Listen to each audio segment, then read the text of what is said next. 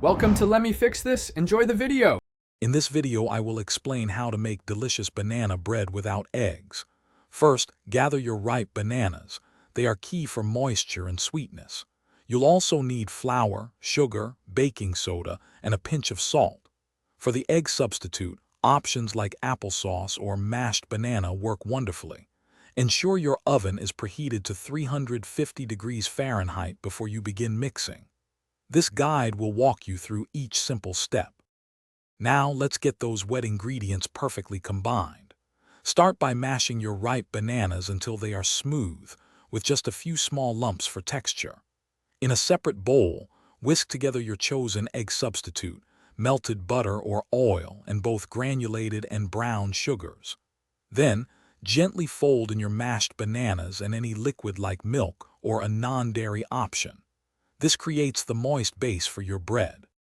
Hey everyone, if you're finding these tips helpful, please hit that like button and subscribe to the channel for more great recipes. And speaking of fresh, after baking up that amazing banana bread, you might want your car to smell just as good.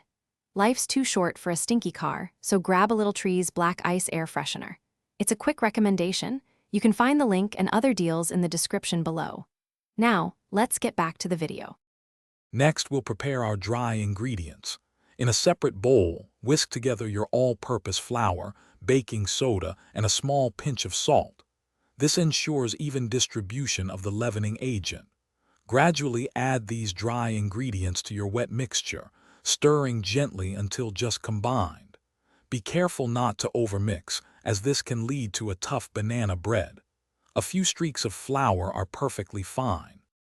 Once your batter is ready, pour it into a greased 9 by 5 inch loaf pan. Bake in your preheated oven for approximately 50 to 60 minutes. To check for doneness, insert a toothpick into the center. It should come out clean.